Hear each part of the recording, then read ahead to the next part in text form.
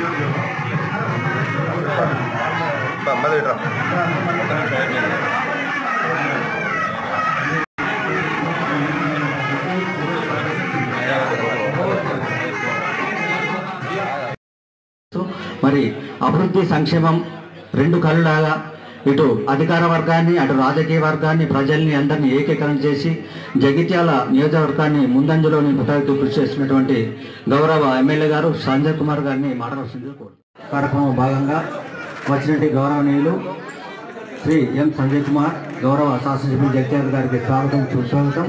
అలాగే గౌరవ చైర్పర్సన్ గారు శ్రీమతి అడవాల జ్యోతి లక్ష్మణ్ గారికి స్వాగతం సుస్వాగతం. మా కార్యక్రమంలో ఇప్పుడు మరికొద్ది క్షణాల్లో జరగబోతుంది. మరి ఇదొక నిజంగా చెప్పాలి అంటే ఒక అచీవ్మెంట్ అని చెప్పుకోవచ్చు జగిత్యాల మున్సిపాలిటీకి.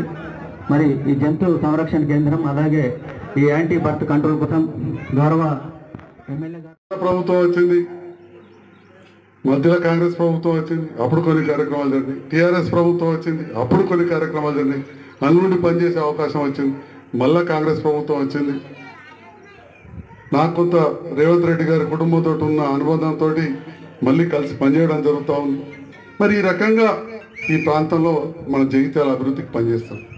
అల్టిమేట్గా ఏ ప్రజాప్రతినిధి మా కౌన్సిలర్ తమ్ముళ్ళు చాంద్ కావచ్చు, నాయక్ కావచ్చు, మా చైర్మన్ కావచ్చు, అందరి ఆలోచన ఏముంటుంది, మా జయశ్రీ గారికి నా వాడికి ఏం చెప్తున్నాం 35 ఉంటుంది.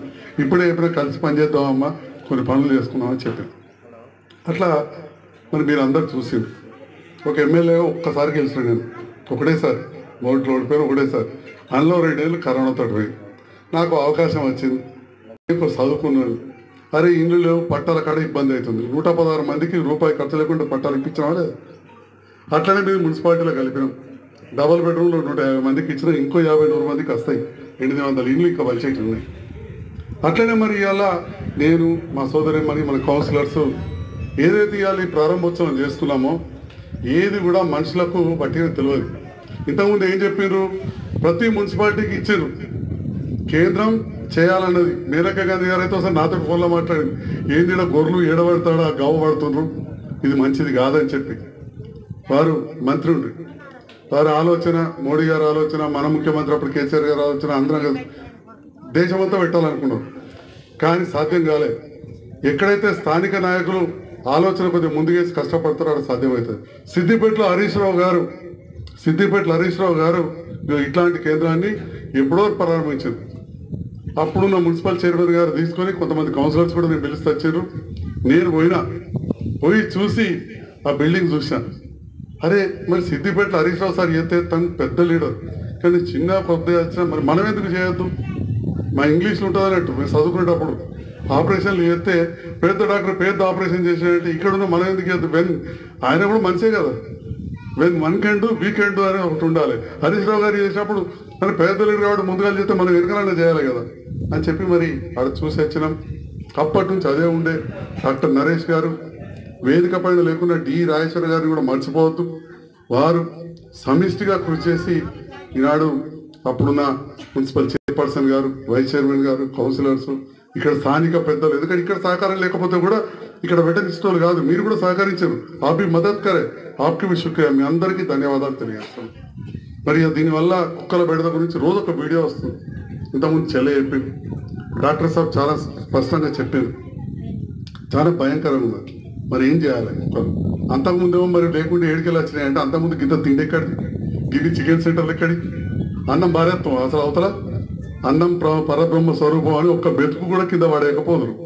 ఇలా ఏడికెళ్ళి తెచ్చుకోడు, ఏడవారేసుడు, ఓటల ముందు చూస్తుంది.